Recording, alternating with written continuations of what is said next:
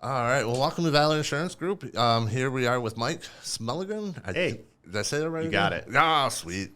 So we're here talking to him. And just want to learn a little bit more about you and your business. And like, man, I see you on TikTok all the time. I see you on YouTube. It seems like you're doing really well. You're growing a team, and just kind of wanted to learn more about you. So, kind of a little bit about you. What's got you started in Realty? So I actually wanted to get into real estate 2 times before I actually did. First was when I was 22. I bought a rental property that was behind my mother's house that I purchased from her 3 years before that. And the realtor that I had was good, but I thought I could do better, right? And I didn't end up getting into real estate at that time, but I wish I would have. And I went back into wireless phone sales, and I did that until 2013. And then they made some changes that I wasn't excited about. They wanted me to actually make my store look like their stores and kind of take away the personal aspect of what I had going on. And I decided it was time to get into real estate, and haven't looked back since. Oh yeah. So it wasn't your like hidden lifelong dream. It just kind of. No, I didn't know any realtors growing up. I think the first realtor I met was when I was 16 years old, and he drove a nice car, and I don't think he ever worked. So like I never, but turns out he did, because I looked him up later, and he sold a lot of real estate, but he just seemed to have so much free time and flexibility with his schedule. That was interesting to me. Yeah. Yeah. Oh man, I love that. It's kind of the dream for everybody, Seem like you work a little bit, but make a lot of money, right? Yeah, I mean, just I think it's you get into it or you get out of it what you put into it, right? And just having that control over your life and business, and knowing that you don't have restrictions on whatever you want to do. It's your business. You can grow it the way you want to, and you can make as much or as little money as you put into it. Well, yeah. So what made you decide to kind of do your own team? Because I know you can always be part of somebody's team. Or Originally I was. So when I first got started in real estate, I wanted to learn as quick as I could.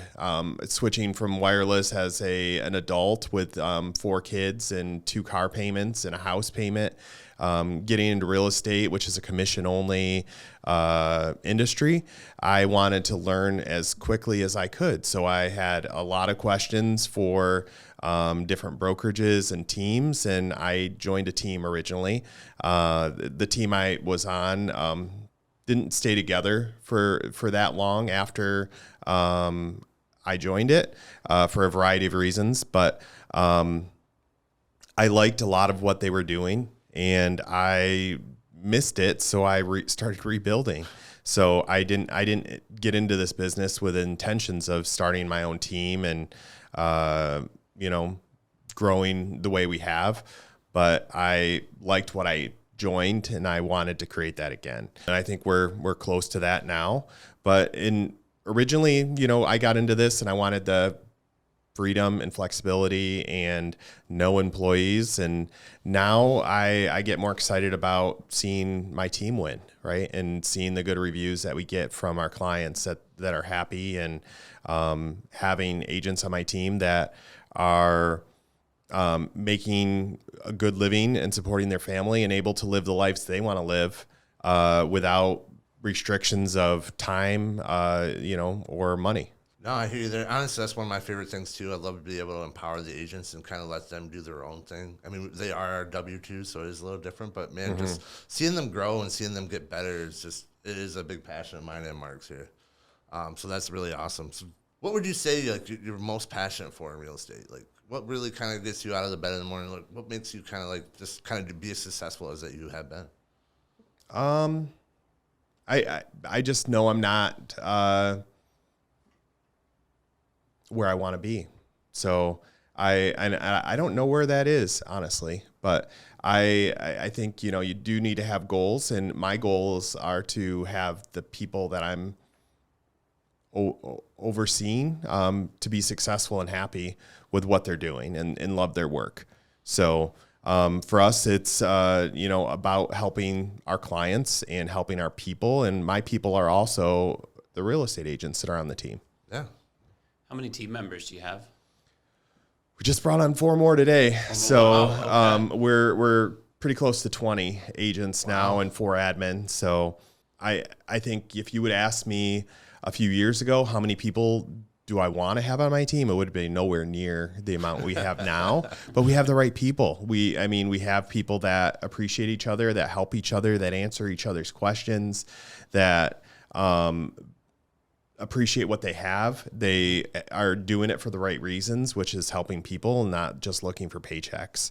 I think both insurance agents and real estate agents get a bad rap because we're commissioned and we're driven typically by sales, and it's easy for people that are driven by sales to focus on the sales and not on the people.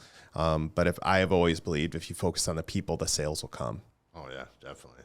What would you say a typical, so like you've got a team of 20, which is awesome. Congratulations, by the way. Thanks. And also, you had built a platform on social media too, and I'm sure that's kind of helped a little bit as far as you're running the GR Grand Rapids Informed. Okay. Yeah. You're running the Grand Rapids Informed section, which is awesome. Like we're on there all the time. A lot of people here, a lot of our viewers are on there.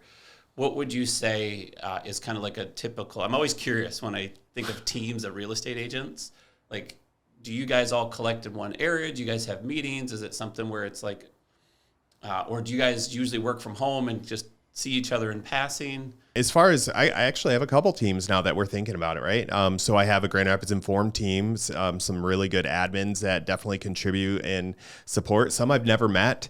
Alicia, Mike, Dan, Devin, Jeremy's one of the admin on there, and they give and they contribute to that site. And then my real estate team, which we have an office here in Plainfield Township, and it's always open to real estate agents. But I think that's one of the perks at the job is that you don't have to go into the office all the time. So we do try to make our meetings accessible to people that aren't in the office. We do Zoom meetings. We do online trainings. I mean, everything is available to the entire team. So if they want to be on Zoom and just down the street, that's still an option, right? So, but we love having them in the office, and if they value being in the office, we want to have that as an option for them.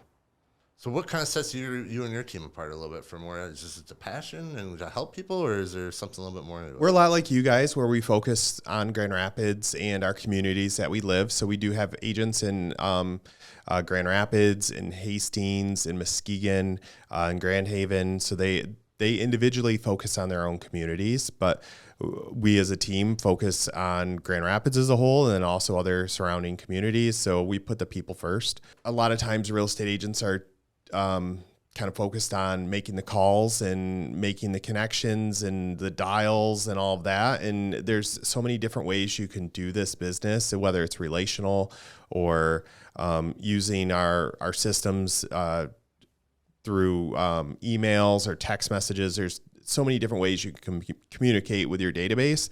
It's just being a good communicator and having that connection with the people that you're trying to work with. Now you just try to develop everybody a little bit differently. Like, hey, this guy's very relational. This guy just, he likes to stay in the background, makes the calls. You kind of develop people differently, or you just kind of... Everybody sets their own goals. So that's something when you join the team, we have a discussion, and we do it every year because I think our goals change and we realize we can do more or less than what we thought we could the year before. And my job as their leader is to help them hit their goals. So if they say they want to do something, whether it's make a certain amount of money or help a certain amount of families or go on a vacation that they've had planned forever that they have been able to afford or find the time to do, my job is to help them hit their goals. Wow. So we talk about their goals each year individually, and then we talk about what we can do to get there. How do you guys stay as a team or individually, either which way? How do you guys stay updated? Because as we know, real estate's kind of a crazy market right now. There's a lot of moving parts, trying to get the house that's just listed or trying to get the next person to help sell. How do you guys stay up to date with everything? We have weekly team meetings as a group, and we share some of the inside stuff. Sometimes there's off-market listings that come up in our office that we share.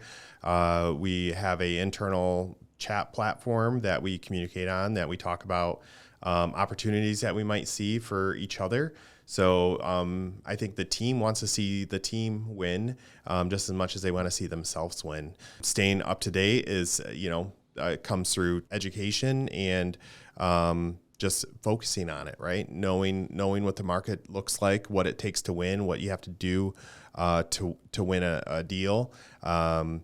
Sometimes, you don't have all that information, and agents on my team actually do both buying and selling.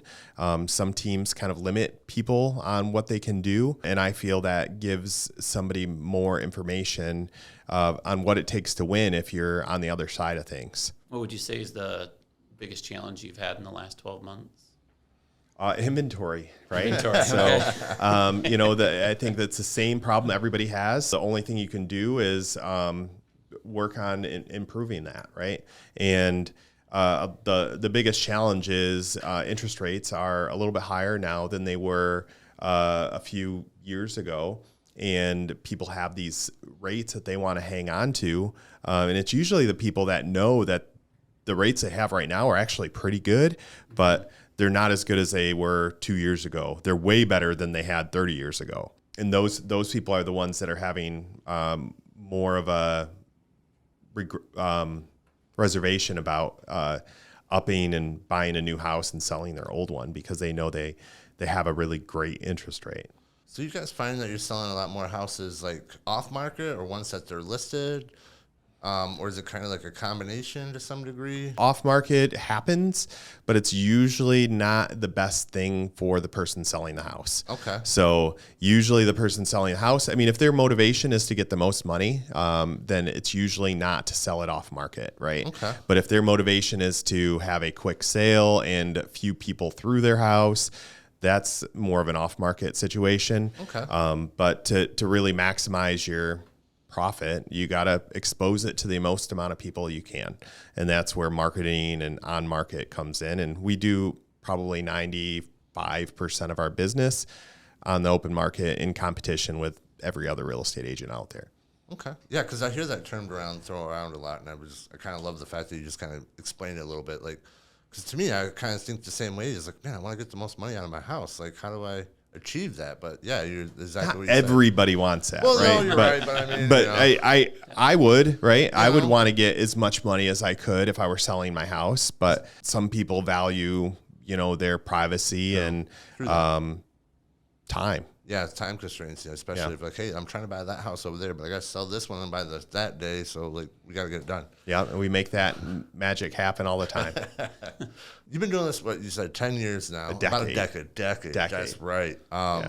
So you've been doing this a decade now. Do you have any of those great warm stories? Like, man, I love the fact that I was able to sell this guy this house, or any good stories from this decade-long journey that you've been on? I think if you go through and read my Zillow reviews, it's a pretty consistent tone that you get on my reviews, and then also some of the reviews from the team are a similar message, which is we don't look for that quick sale. We focus on what the person said they originally wanted and hold them accountable to that. So in this market, it's easy to get lost in the quickness and shuffle of things. And, maybe you start with, I really want to get a house that's, 4 bedrooms and has a fenced in backyard and on a cul-de-sac, but then you lose 15 times and you're like, I'll take a 2-bedroom condo in downtown Grand Rapids, when that's not really what they wanted, right? We try to focus on helping the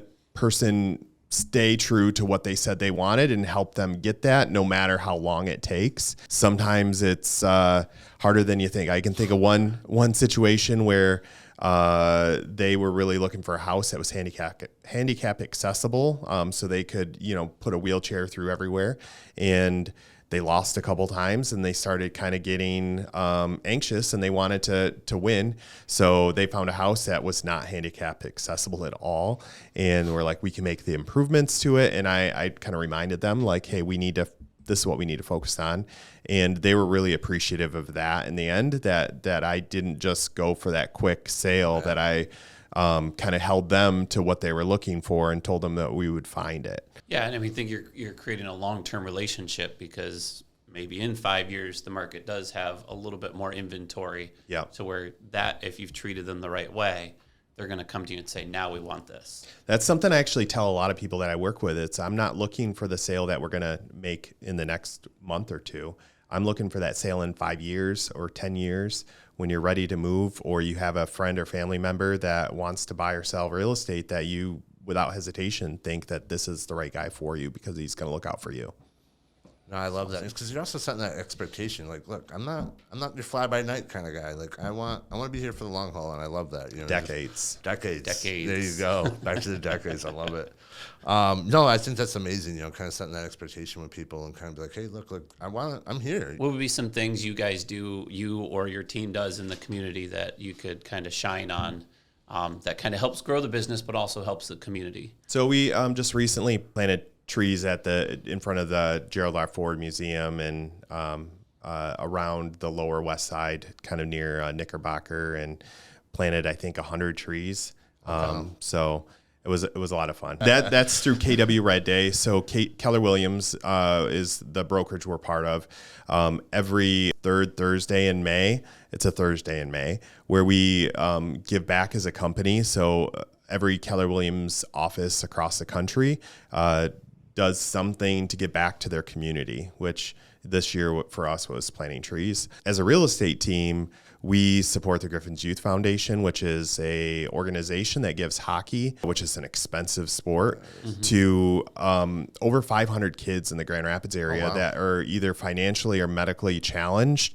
So we give back as a real estate team to that organization and try to help with that too. So, awesome. It's I wasn't into hockey growing up, but my kids are into it now, and it teaches them a lot about teamwork and responsibility and healthy habits, right? Exercise and just getting out there. And I've always heard that hockey is a really expensive sport, and this is completely free. So that's equipment, awesome. Everything is free, and it's for Grand Rapids. No, that's awesome. And it's kind of crazy when you think about it. It's like, so I never was into soccer. My kid, you know, he loves soccer. He's been doing it for like 6 years. So now it's like I know everything about soccer, even though I never watched it, grew up with it or anything. Yeah. Kind of same thing with the hockey thing. That's awesome. Any tips for like a new home buyer or maybe somebody who's looking to get into real estate, you know, any big tips that you would say, like your biggest challenges? Or for a new real estate agent looking to get into the business, you need to interview brokers because you are in the driver's seat. So if you're looking to get into real estate as a new agent, you should be asking the questions on how are they going to help you be successful, and you're hiring them. They're not hiring you. So a lot when I first got in, I didn't know that. I went to every real estate brokerage with the questions, and then they were like, "Congratulations, we want to bring you on as a real estate agent." And I was so excited every time. And then finally, I realized that they all want you because they don't have anything invested in your success typically. So if you make money, they make money. But if you don't make money, they don't lose money. And you should be asking questions about how are they going to make you successful or help you become successful and have a long-lasting career in this business. What would be something either now or coming soon that someone looking to buy a house or someone interested in kind of jumping into the market to either sell or purchase a house, what is something, one or two things that they need to know today? It's never too early to chat with a real estate agent about things that you should do to maximize your return on your investment. I think a lot of times people will wait until they're ready to sell before having those conversations, and they might do repairs or updates that they want to do, but they're not necessarily going to have a good return when they actually do put them on the market. As far as buying real estate, you should have a good conversation with your lender and insurance company to make sure that they're prepared for, writing offers and they can buy in the price range that they're looking in. So over the next year, 12 months, where do you kind of see yourself, your team, you have your team goals or what you're trying to achieve over the next year? Successful, happy real estate agents is my goal. And their transactions, are going to be based on their transaction goals are theirs, and I want to help them get to that. But I think as far as a team, we want to just keep getting repeat and referral clients. So we want people to want to work with us because we do a good job, and they've heard that we do a good job. We'd love to be the number one for reviews on Zillow. So we're close. So we have 540 something reviews on Zillow, and we'd like to get to that number one team in Grand Rapids spot for reviews, which would be really cool. That's really which awesome. is going to come from helping people. Oh yeah. Yep. Well, we appreciate you taking the time to kind of explain if the industry as far as like the two pieces, because the customer side is obviously a huge topic, and I think working with the right realtor makes sense. It does. Right? Understanding, am I going to sell in the next 12 months, 18 months, 3 years? Like, what's my plan? And I think that's what you guys are really well at doing, which is super cool. And then also for those that want to build a career, I think the part I love the most is the fact that you guys are open. Yeah, you can sell, you can buy. Like, you kind of create your own plan, which is very similar to what we're trying to create. Is like, okay, there is a future besides just clocking in and clocking out. And I think that's very powerful. I commend you for that, and also the channels that you've done for the community. That's very helpful. If somebody wanted to reach out to you in either which space, what's the best way to get a hold of you? So SmalleganRealEstate.com is our website, and I'm on most social platforms is just Smallegan. So you could reach us on TikTok or Facebook, and or you can call 616-275-5938. And it's been a pleasure talking with you guys and get to know you a little bit, and appreciate how you run your business. And thanks for taking the time to learn a little bit about mine. Thank you, Mike. Thanks.